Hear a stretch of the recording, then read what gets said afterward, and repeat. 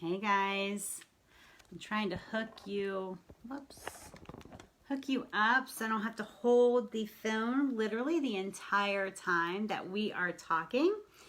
But I am super excited to come to you guys and talk to you about why I didn't defend against being called the dream killer when I was called the dream killer publicly at a live event whilst sitting in the audience. And I haven't pulled up for I haven't like pulled out any post or anything to defend against this. This has been a few years ago. I'm going to go ahead and share this to my personal page. And I'm super excited to talk about that. But I want to first talk about anxiety attacks and how all of this actually really relates to being prepared in your entrepreneur journey. So they called me the dream killer and I didn't defend myself. Here's why.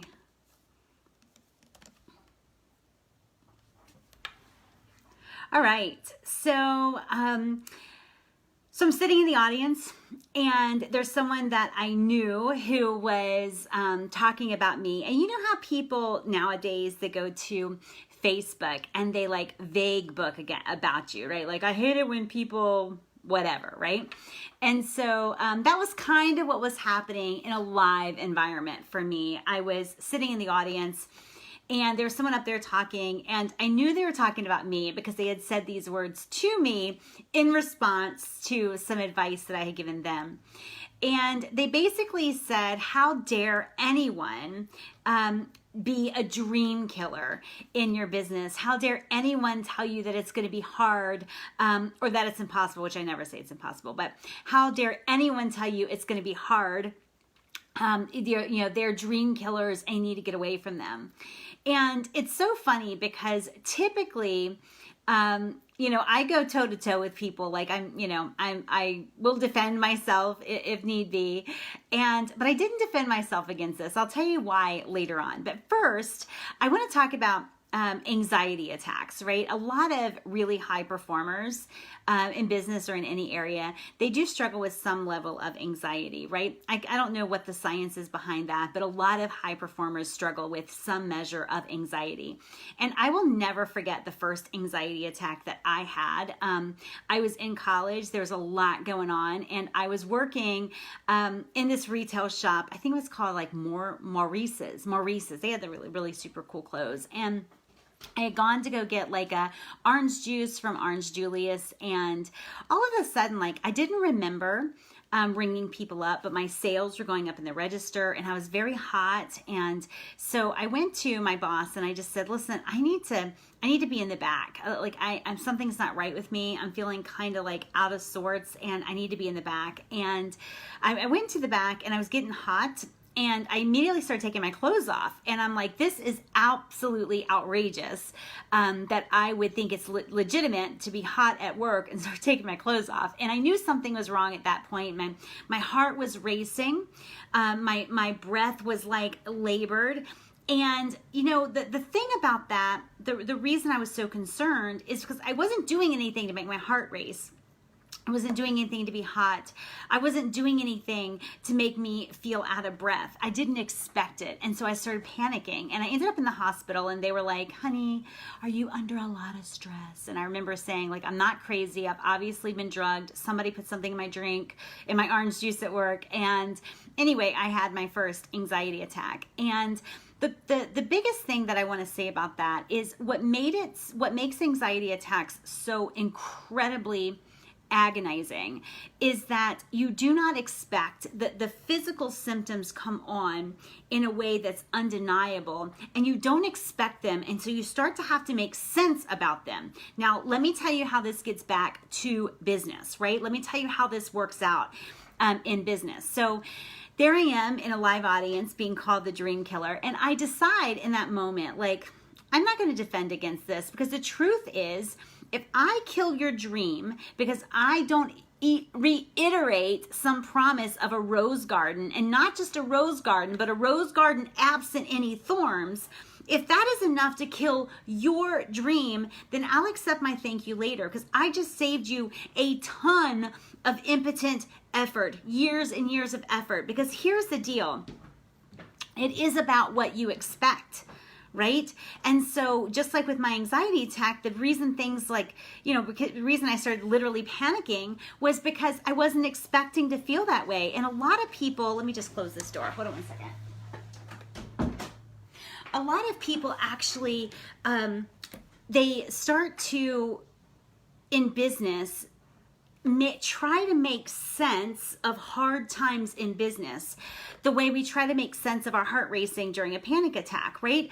And a lot of times what happens is entrepreneurs will hit a rough patch, they'll hit a dry spell, they'll come to an unexpected mountain, and they feel like they've got to make it mean something, right? So it's like, this isn't selling. Well, maybe that means I need to change my offer or change my niche or change my pricing or whatever, right? And I'm thinking, well, daggone, like how committed, how convicted were you when you offered this first thing at this first price, right? And so it makes people look kind of wishy-washy when in the entrepreneurial journey, every sort of, hill, mountain, brief incline, every time they have to hustle harder than they thought, they somehow try to make it mean something. And it's like bizarre, right? And so to me, I'm not necessarily a dream killer, but I do want people to expect to have some hard times in business. I want my members to expect that they will be given an opportunity to double down on their resolve, that they will be given an opportunity to show the world that, hey, I'm in, I'm here, I'm going to do it until it takes. I'm here for as long as it takes, right? The world will give you those opportunities when you are pursuing amazing goals. They don't mean anything. They just mean that you're doing something that most people don't even try, that you're human, and that you live in this reality world experience, right? So here's the deal. When they say I'm a dream killer, I'm not a dream killer. I've just explained to them, I've just kind of tried to demonstrate some reality that they're going to come up against opportunities to double down, right? They're going to come up against opportunities that test their commitment to what they said their goals were.